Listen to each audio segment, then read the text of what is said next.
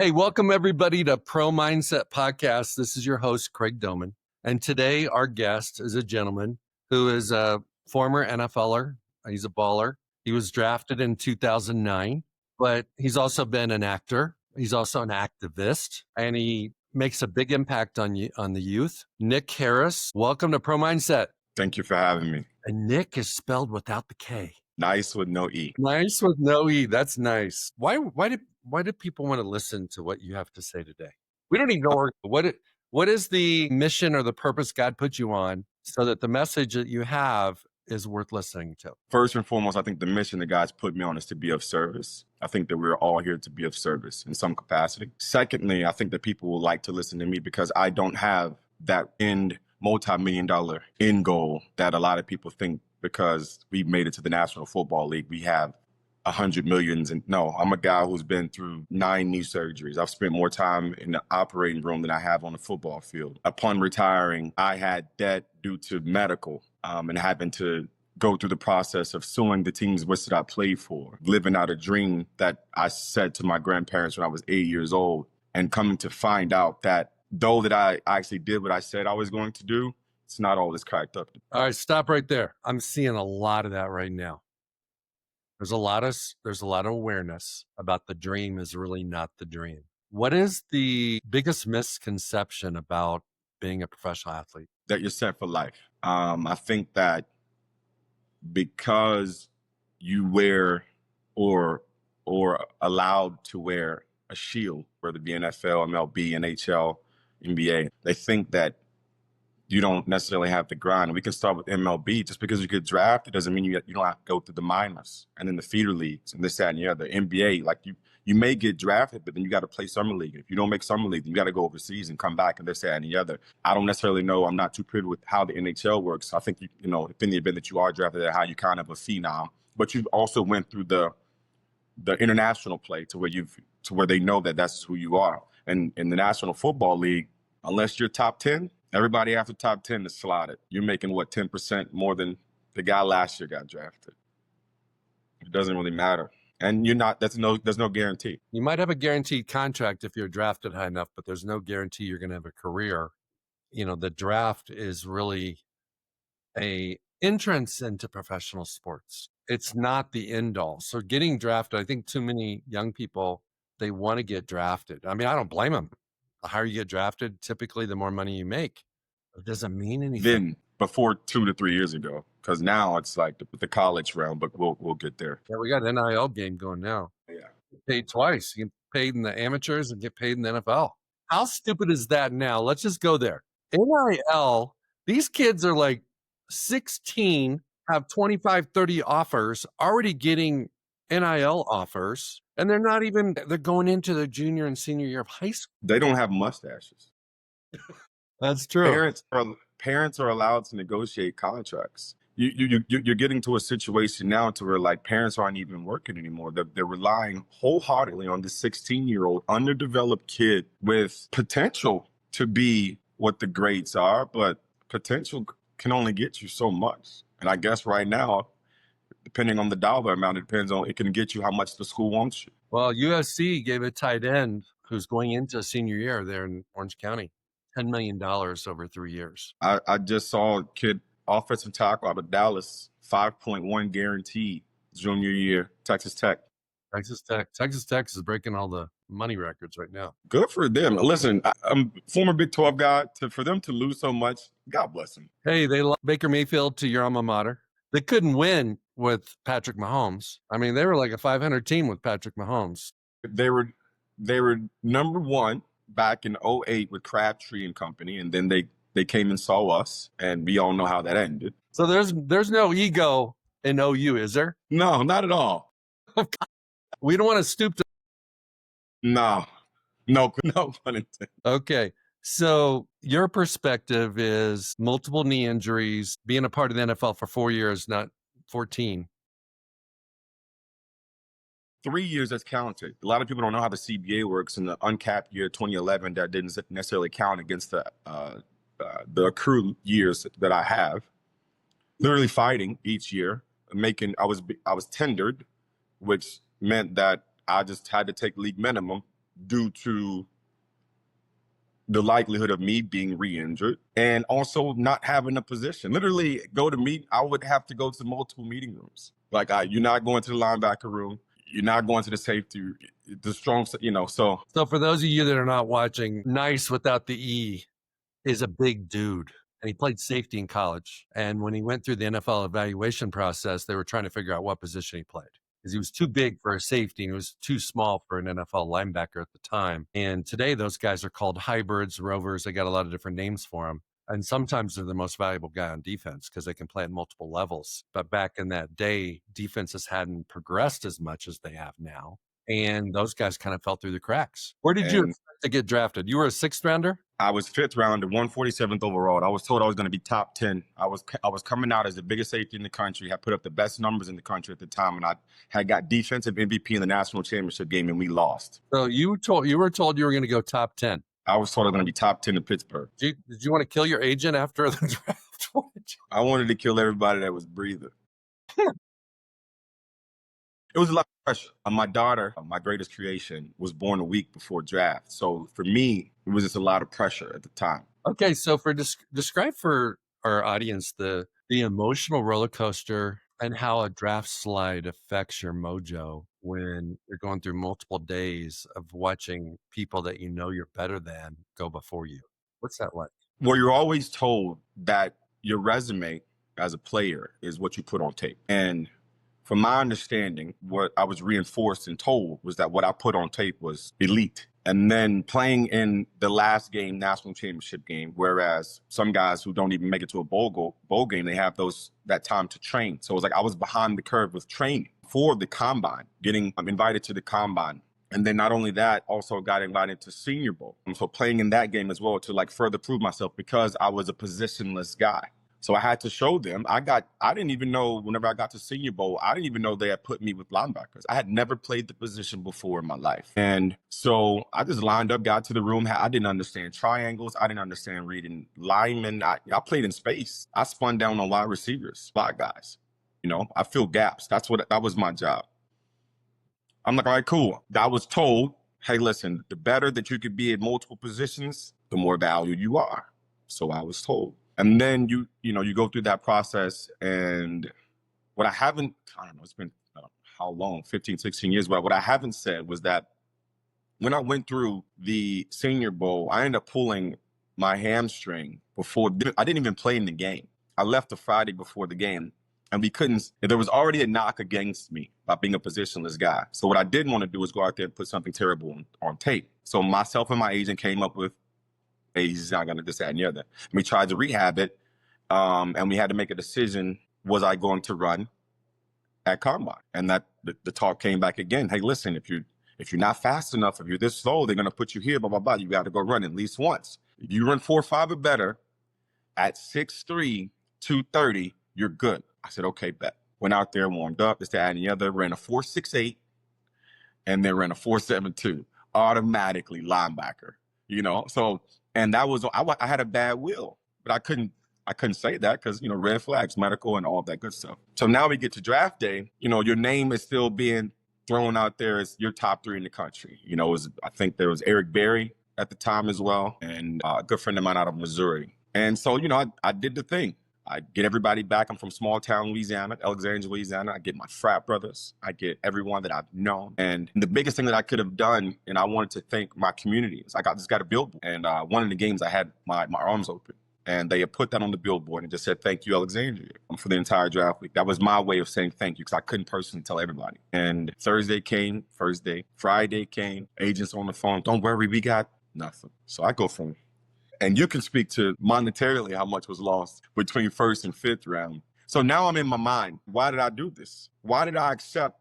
I played in different games. I literally played 5 different positions while I was at Oklahoma, based out of need at times. BV, Brent Venables, was the head coach there now, is my guy, D coordinator. He trusted me. He trusted me to he was like, I'll put him where he needs to be. And I just slid to fifth round to Buffalo. I had never seen snow before. So it was taxing. Okay, so you show up for rookie minicamp. Are you healthy at rookie minicamp? I'm healthy. And Okay. I've accepted that I got to play linebacker. I said, okay, bet. Okay. So we got this Nic Harris showing up for OTAs. He's going to be a backer. He's a physical specimen, 6'3", 230, runs a 4.68, at least at the combine. How was your mental health when you showed up at OTAs? I just want, first off, I looked at it and I thank God for the privilege. I did what I said I was going to do first. Secondly, I was like, at the end of the day, whether it's the best of times or the worst of times, it's the only time that I got. So I got to make the best of it. So I came in, I just wanted to be a sponge. I said, I've accepted this is what it is. I'll be the best at it. I'll be the best mistake you've ever drafted. Okay, so when did the first injury come along? Oh man, play the season. I ended up being top 10 preseason ESPN rookies. I'm thinking, and then they tell you in the back of the mind, you come in, you're a positionless guy, you got to make your way on special teams. I'm on every special teams they have known to man outside of like goal line, but like goal line block, the sad and the drill. And I'm thinking that I'm at least going to start getting some burn first 8 games special team. And so that's when the mental comes in, because not only am I not playing, but it's getting colder.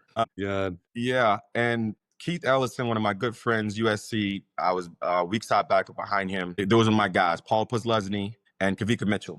Those are my vets. And they just kept me encouraged. Keith he goes down against the Texans. They call me up. I play, right?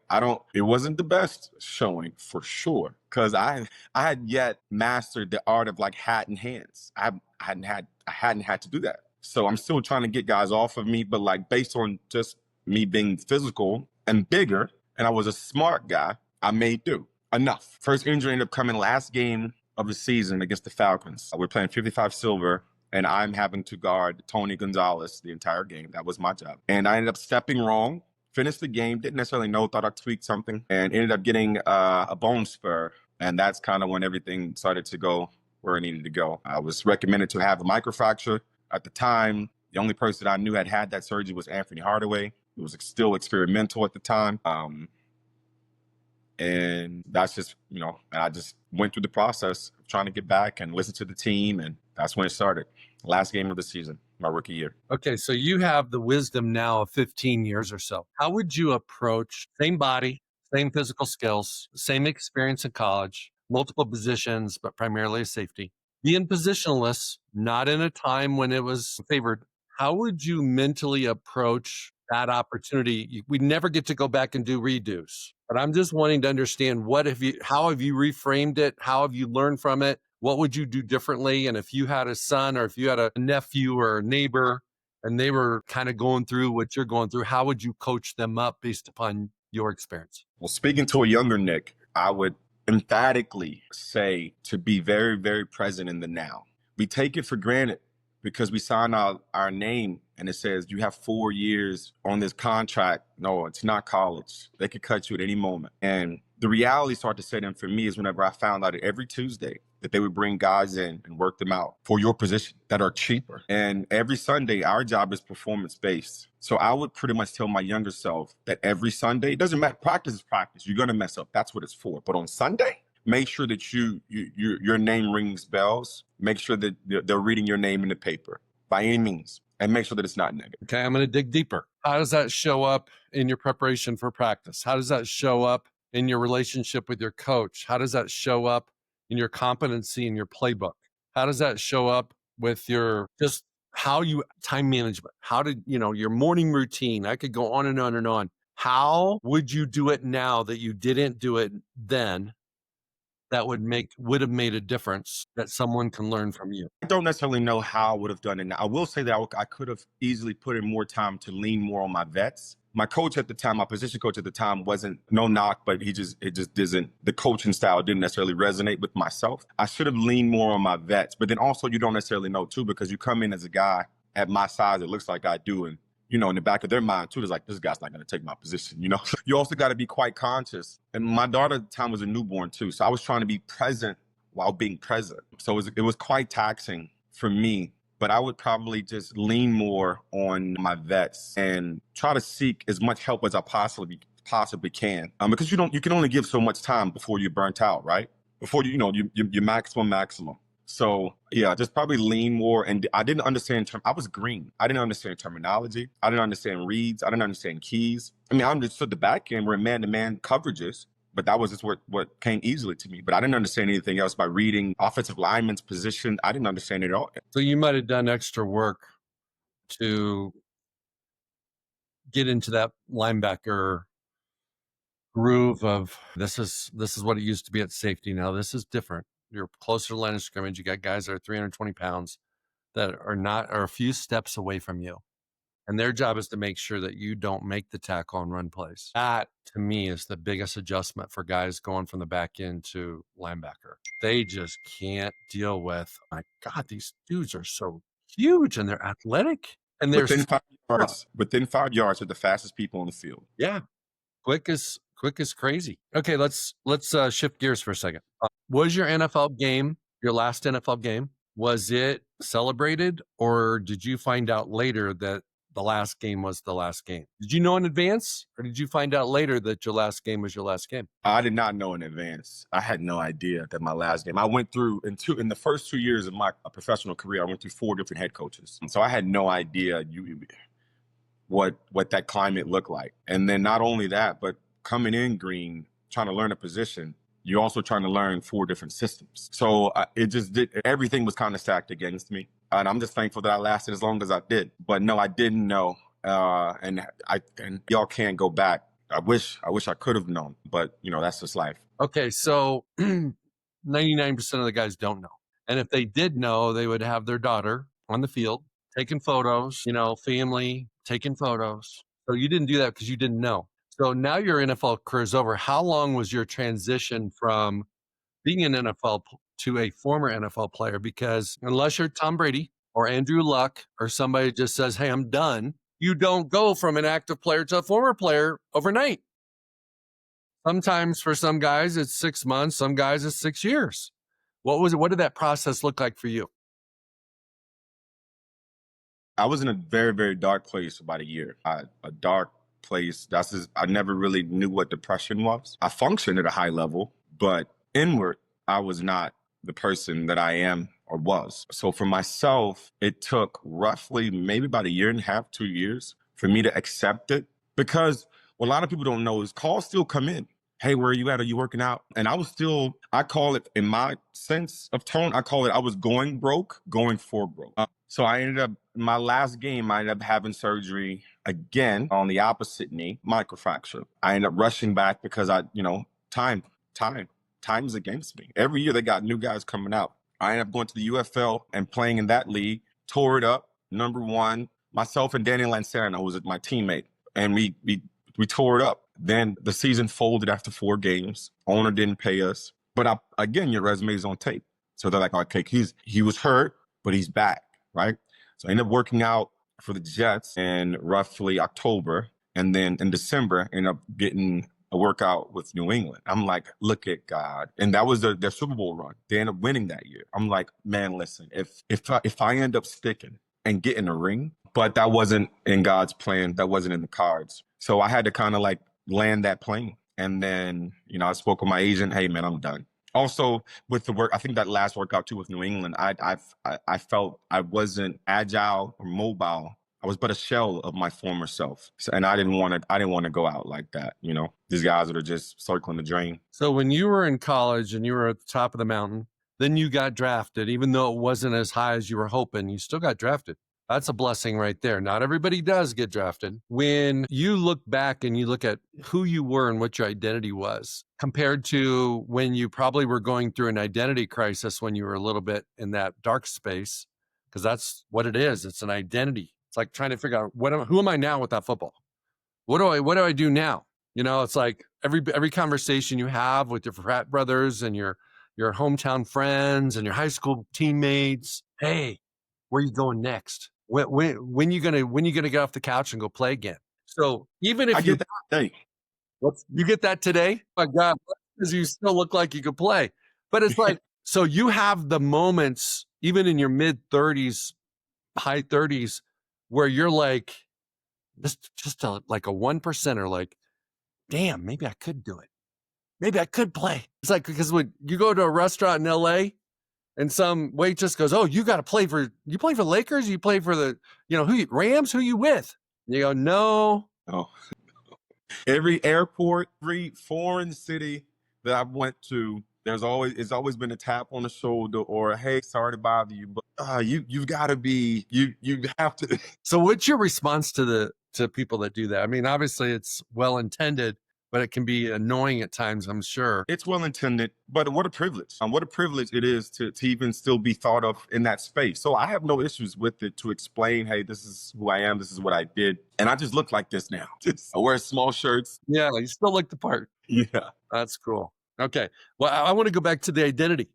I feel like NFL players, professional athletes have the blessing and the curse of looking the part and people seeing them for what they do more than who they are. And, at some point in time, you're not doing that anymore. And so you got to like rebuild and create a new foundation of who you are, what you stand for, what your purpose is. Why did God bring you on this planet? Nobody plays football for 40 years. So everybody's got to do this at some point in time. Just most people have to do it before they want to do it, before they thought it would be over, before they got their financial security, before they got their props. So in your case, that happened to you, happens to majority of the guys. How did you reconstruct your identity? I prayed.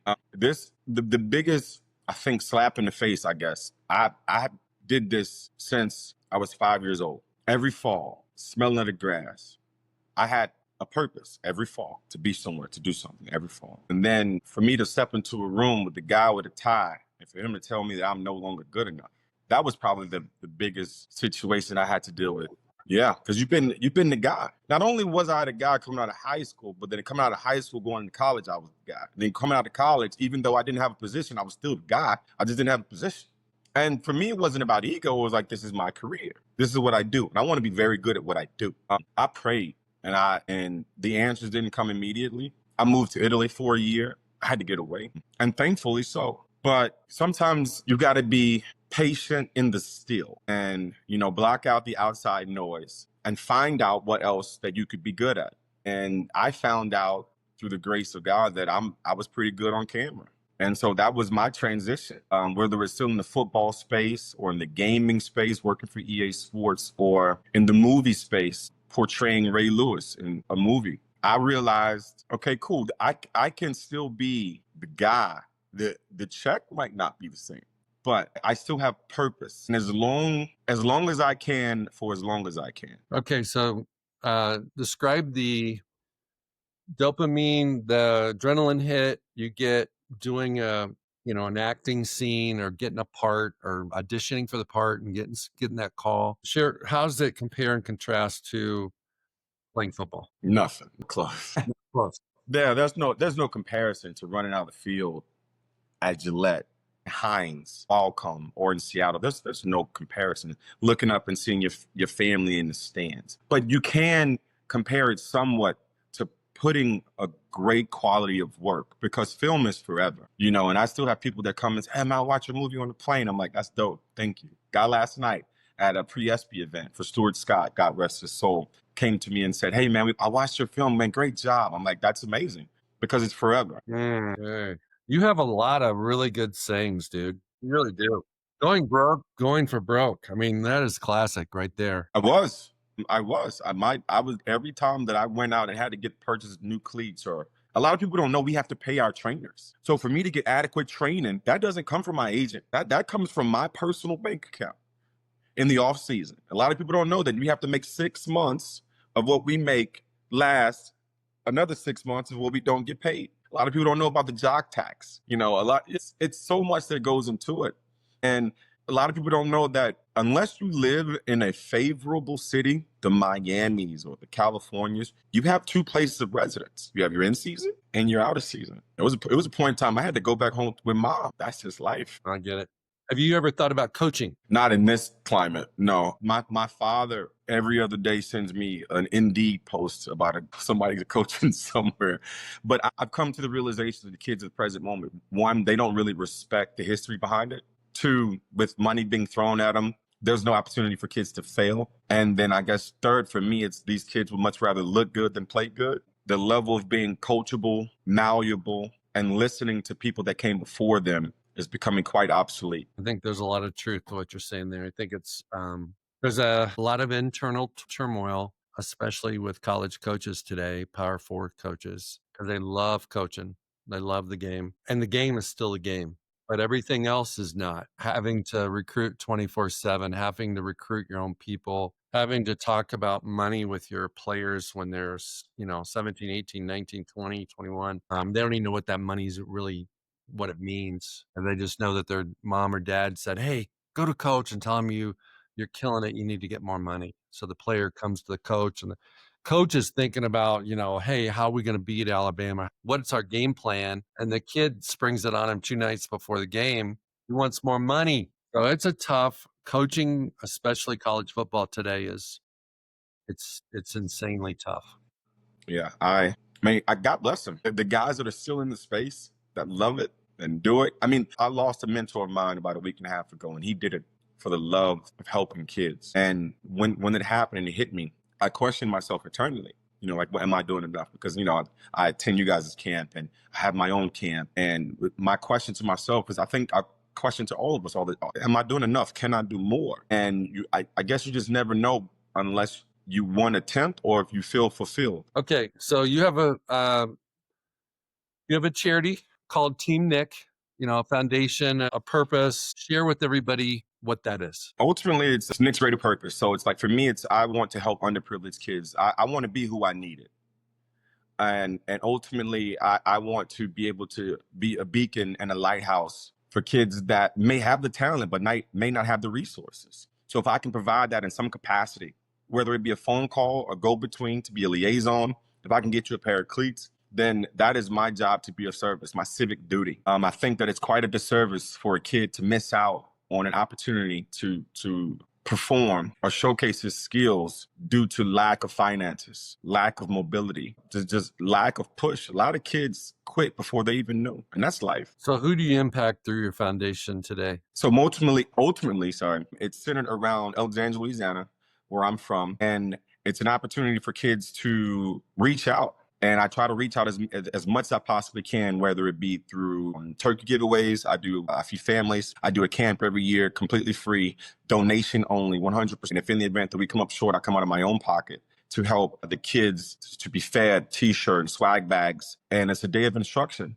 And I can bring guys in to help them. Major shout out to Coach Bachman, the head coach in my high school at the present time, who opens everything to me, anything that I need for those kids. So you have one daughter. I know she's in her teens. How old is she? 16. 16, sweet 16. Okay. What is your perspective on being a dad for a 16-year-old in 2025? Never stop learning. Funny opportunity that I had, was a situation. Myself and her mother are not together, but we co-parent. And I literally had to sit with her and speak with her. And I was like, because, obviously the growing pains of being a father and a kid at that age. And I was like, hey, listen, I just want to let you know that sometimes you kind of got to give us a break. I said, what do you mean? And I was like, well, listen, this is my first time having a 16-year-old. This is the first time your mom's had a 16-year-old. And this is the first time that you've been 16. I said, we got to work as a team. We got to work as a group. I said, I'm learning every day, just like you. How did she respond to that? I think it was an aha moment. It was an aha moment that, okay, it kind of makes sense. Yeah, because this is my first time, so it's like, if something happens wrong, right, or indifferent, we're all still learning. I'm telling you, every parent should tell their kids that. I've got a daughter getting married, first kid getting married, never done it before. So am I going to screw something up? Maybe. Right. Maybe, probably. The likelihood of me screwing something up. Very high. Yeah. Okay. So I know you have an affiliation or at least a commitment at one point in time to the University of Michigan. I'm doing a little shout out to Mac McDonald on this. Tell us about your high school journey picking a college. Oh, man. I ended up getting 64 offers coming out of college, top 5 in the country as a safety. Ended up losing to Ryan Perrilloux, Gatorade Player of the Year out of the state of Louisiana. It was a quarterback that went to Texas. My top 5 were Texas A&M, Nebraska, Oklahoma, LSU, Texas A&M, Nebraska, Oklahoma, LSU, and Michigan. And this is also a time where Coach Saban had took the Miami Dolphins job. So LSU was automatically out because they didn't have a coach. And I didn't want to go in and not be somebody's guy. Michigan had a near and dear place in my heart. Bo Schembechler, Lloyd Carr. It was amazing. And I never at the time was able to experience different seasons. You know anything about Louisiana, is only 2 seasons, hot and hotter. Yes. So I wanted to be able to experience that entire deal. Went up there and had an amazing time. Verbally committed. Bo brought me in his office. At the time, they had a safety, 6'4", Ernest Shazier, I believe that was his name. And they sold me on, we have the only defensive Heisman. What do you think about that? And a kid coming out of Louisiana at the time with like 21 interceptions, like that was my thing. So I gave him a verbal, came back home. My mom knew. So, hey, this is what we're doing. After the Big 12 championship game, Oklahoma ended up losing to K-State, Darren Sproles and company. And I ended up going into the hospital.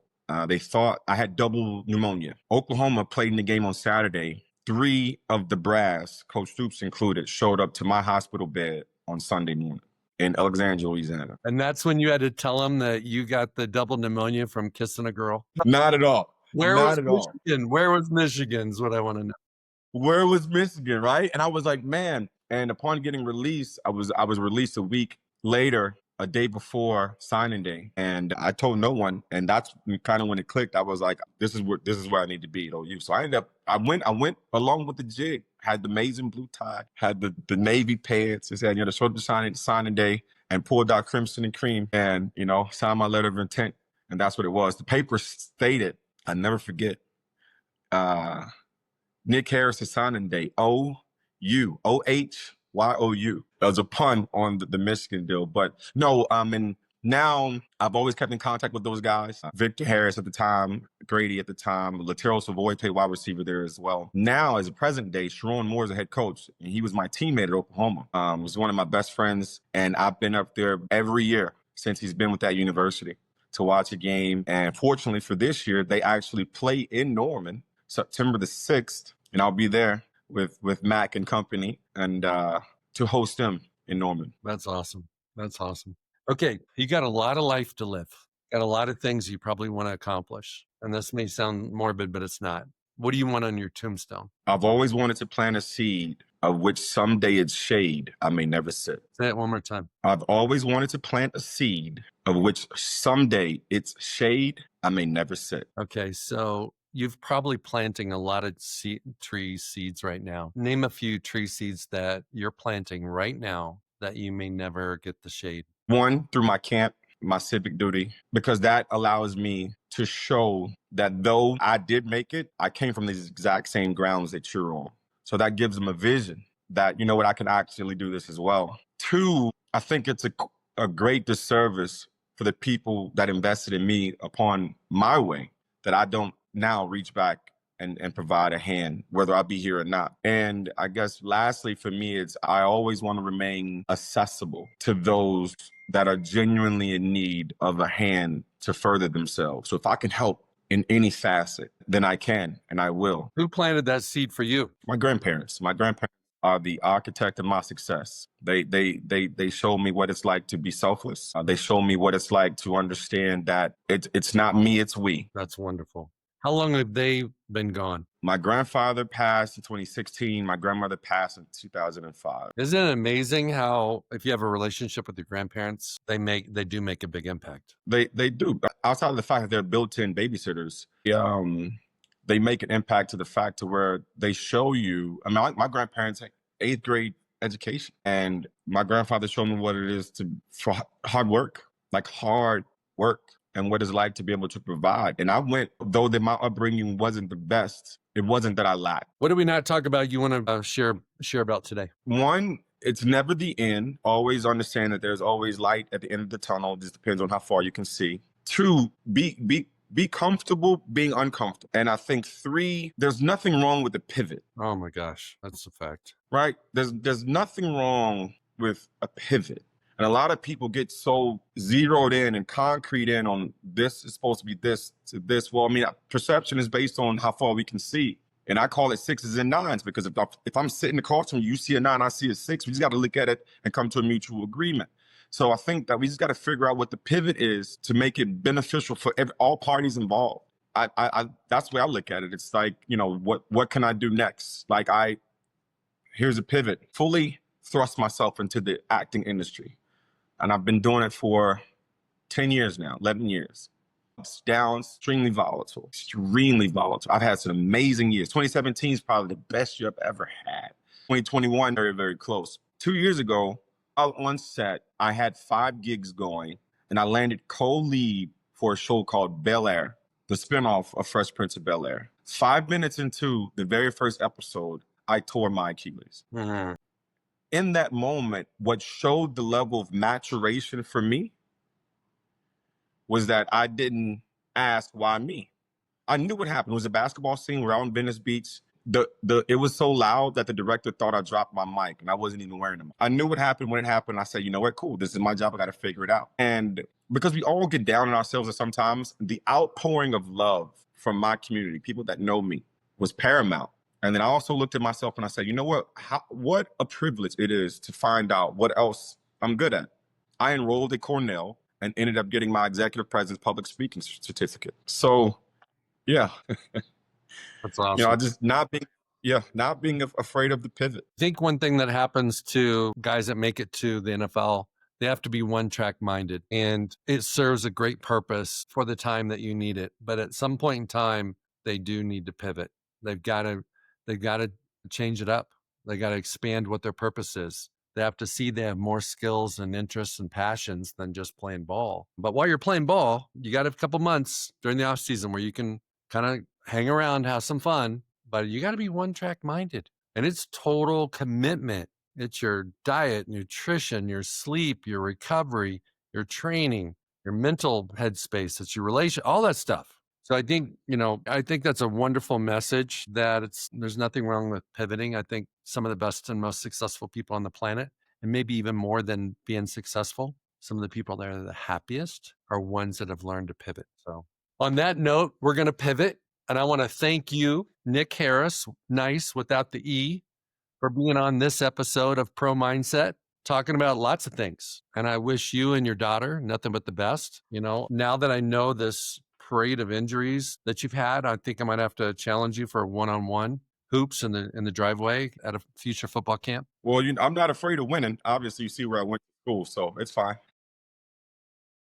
Well, thank you very much for being on Pro Mindset today. Thank you for having me. Hey, it's Craig Domann, the host of Pro Mindset Podcast. I want to thank you for listening or watching today's show. And you can catch us every week on the normal social media platforms like YouTube, Facebook, Instagram, and all the listening podcast platforms. I hope you enjoyed today's show. And more importantly, I hope you gained a pro mindset insight. Please be sure to rate and review Pro Mindset Podcast. And I look forward to catching up with you on our next show.